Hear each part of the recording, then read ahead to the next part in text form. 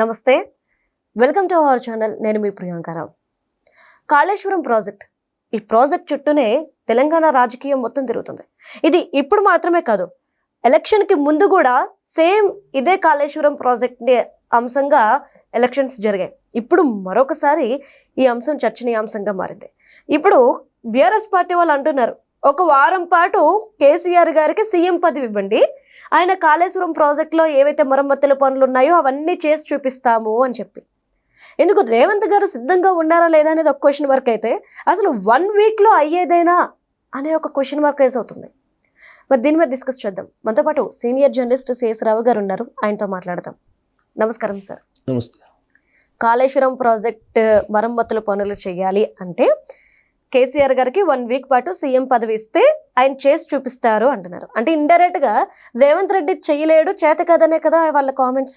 మరి నిజంగా రేవంత్ రెడ్డి గారు చేయలేరంటారా? ఇప్పుడు రేవంత్ రెడ్డి గారు చేయలేరు, చేత కాదు, పొట్టోడు, రేవంత్ రెడ్డి, ఇట్లాంటివన్నీ బీఆర్ఎస్ పార్టీ నుంచి తొలి రోజు నుంచి వింటున్నాము. అవును. ఎప్పుడైతే వాళ్ళు అధికారాన్ని కోల్పోయారో ఆ రోజు నుంచి రకరకాలుగా వాళ్ళ కామెంట్స్ మనం వింటున్నాం. ఇప్పుడు వారం పాటు కేసీఆర్ గారికి ముఖ్యమంత్రి పదవి ఇవ్వండి, మొత్తం చేసి చూపిస్తారు అని చెప్పి అంటున్నారు. 2014 నుంచి 2023 వరకు ఉందెవరు? కేసీఆర్ గారే కదా. మరి కేసీఆర్ గారు మా అంత అద్భుతాలు వారం రోజుల్లో చేసే పని అయితే మరి ఆ 10 సంవత్సరాలు ఏం చేసినట్టు అనేటువంటి ప్రశ్న కాంగ్రెస్ పార్టీ వాళ్ళు అంటున్నారు. అసలు వారం పాటు ముఖ్యమంత్రి పదవి ఇవ్వండి అని చెప్పేసి ఎలా అడుగుతారు? ఒక ఎమ్మెల్యేగా ఉన్నారు, ఒక మాజీ మంత్రి, ఆయన రాజ్యాంగం గురించి తెలుసు, చట్టం గురించి తెలుసు, ఎలా అంటారు? ఇవ్వడానికి తీసుకోవడానికి ముఖ్యమంత్రి పదవి ఇదేమన్నా రేవంత్ రెడ్డి గారిదను కేసీఆర్ గారిది లేదా కేటీఆర్ గారిదే కాదు కదా. ప్రజలు ఇచ్చినటువంటి తీర్పు అది, ప్రజలు ఇచ్చినటువంటి పదవి అది. ప్రజల కోసం, ప్రజల చేత ఎన్నుకోబడినటువంటి ప్రభుత్వాలు ఇవి. ఎవరు ఇష్టం వచ్చినట్టు వాళ్ళు పంచుకోవడానికి కాదు కదా పదవులు. వారం పాటు నీకు ఇచ్చేస్తున్నానని చెప్పేసి రేవంత్ రెడ్డి గారు అంటే ఆయన వచ్చి చైర్లో కూర్చొని కాళేశ్వరం పూర్తి చేస్తారని చెప్పేసి అది ఎలా అడుగుతారు? అంటే అది సాధ్యం కాదు. సాధ్యం కాదు కాబట్టి ఆయన ఛాలెంజ్ చేస్తున్నారు. నేను ఛాలెంజ్ చేశాను, వారం పాటు మాకు అవకాశం ఇవ్వమని చెప్పి అన్నాను, ఇవ్వలేదు, మేమైతే చేసిన వాళ్ళని చెప్పుకోవడానికి పనికి వస్తుంది తప్పితే వారం పాటు ముఖ్యమంత్రి పదవి ఎట్టిస్తారు? ఇదేమో చాక్లెట్ కాదు కదా ఇవ్వడానికి. సో ఇవ్వడానికి లేదు కదా, ఇది సంగతి తెలుసు కదా ఆయనకి. ఇక కాళేశ్వరం అనేది ఎవరు కట్టారు? బీఆర్ఎస్ పార్టీ కట్టింది. దాంట్లో ఏం జరిగింది అనేది అందరికీ తెలుసు. ఇవాళకి కూడా సిబిఐ దగ్గర, ఈడీ దగ్గర కంప్లైంట్స్ ఉన్నాయి. ఎవరు షర్మిలా గారు ఇచ్చినటువంటి కంప్లైంట్స్ ఉన్నాయి, రేవంత్ రెడ్డి గారు ఇచ్చినటువంటి కంప్లైంట్స్ ఉన్నాయి. అప్పట్లో ప్రతిపక్ష హోదాలో ఉన్నప్పుడు, ఆయన పీసీసీ అధ్యక్షుడిగా ఉన్నప్పుడు అనేకమైనటువంటి కంప్లైంట్స్ ఇచ్చారు. అటు జిఎస్టీనే దాదాపు 10,000 కోట్లు కట్టలేదనేటువంటి కంప్లైంట్ కూడా అక్కడే ఉంది. కాంగ్రెస్ పార్టీకి సంబంధించిన లీడరు ఇంకో బక్కా జడ్సన్ అని ఆయన విరోచితమైనటువంటి పోరాటాలు చేశారు దాని మీద. ఆ కాళేశ్వరం ప్రాజెక్టుకు సంబంధించినటువంటి ఇంజనీరు కూతురు పెళ్ళి కొన్ని వేల కోట్లు పెట్టి చేశారు. ఎవరు చేశారు, ఎలా చేశారు అనే దానికి సమాధానం లేదు ఇప్పటికి కూడా. ఇన్ని రకాల అవకతవకలు, ఇన్ని రకాల ఆరోపణలు వినిపిస్తూ ఉంటే కాళేశ్వరం అనేది తెలంగాణకి మొత్తానికి నీళ్ళు ఇస్తాయి, ప్రతి ఇంటికి నీళ్లు, ప్రతి చేనుకి నీళ్లు అని చెప్పి ఇప్పుడు కేటీఆర్ గారు మాట్లాడతారు. మరి అధికారంలో ఉన్నప్పుడు మీరు కట్టినప్పుడు అందరికీ ఇచ్చారా నీళ్లు?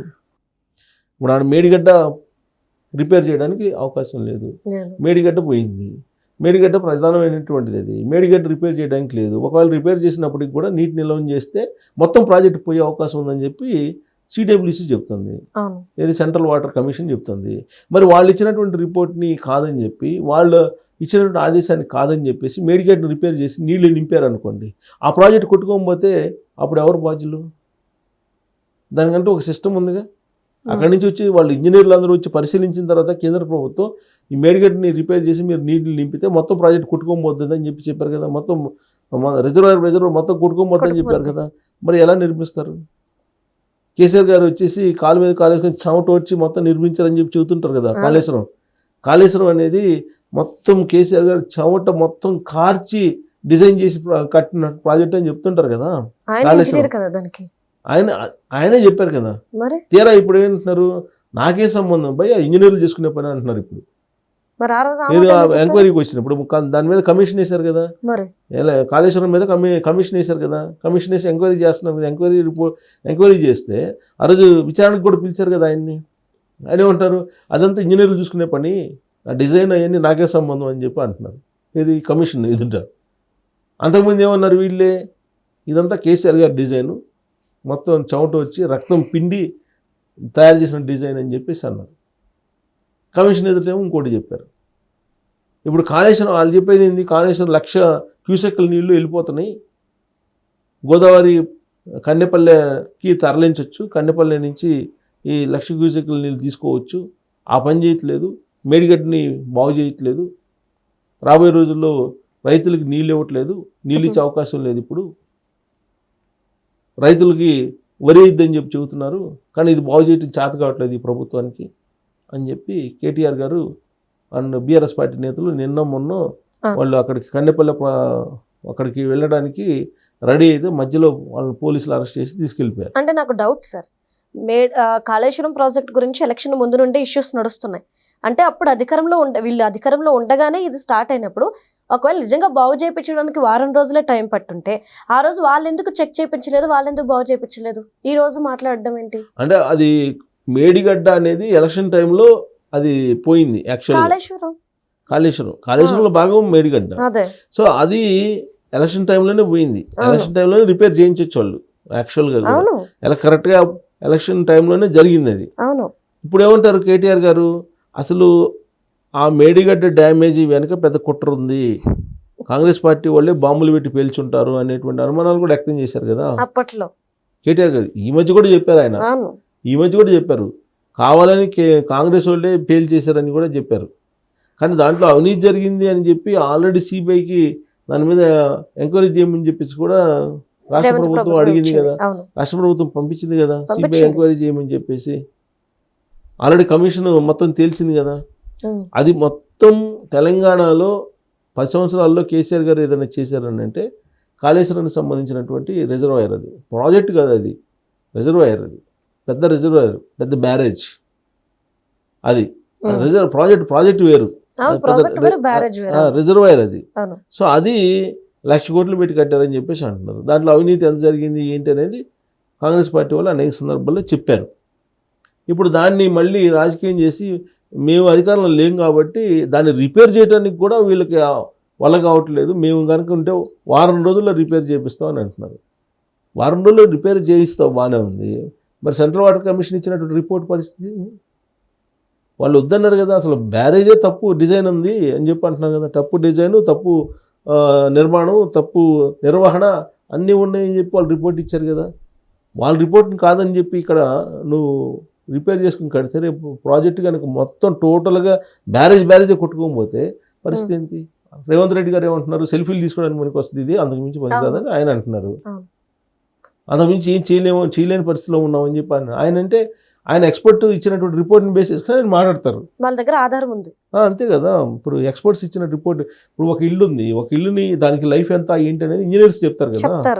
అలానే కాళేశ్వరంకి సంబంధించిన బ్యారేజీ దాని లైఫ్ ఎంత ఏంటి అనేది ఇంజనీర్స్ సెంట్రల్ వాటర్ ఢిల్లీ నుంచి వచ్చినటువంటి ఇంజనీర్సే చెప్పారు. సో కాబట్టి దాన్ని అందుకే రిపేర్ చేయకుండా ఆడ పెట్టారు. వారం రోజులు కాదు 4 రోజుల్లోనే రిపేర్ చేపిస్తారు, ఒక అవకాశం ఉంటారు రేవంత్ రెడ్డి గారు.